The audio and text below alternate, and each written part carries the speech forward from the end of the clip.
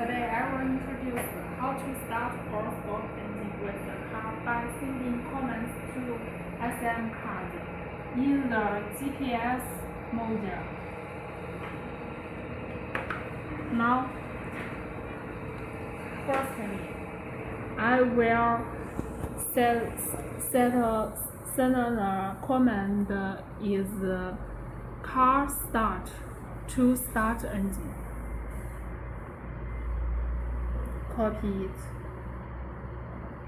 Now we can say the start stop button is on.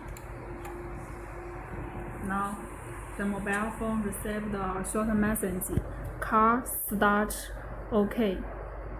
It means successful.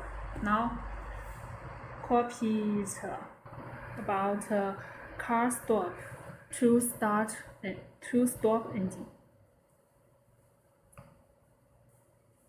Send it. Now we can say the start stop button is flash at the same time.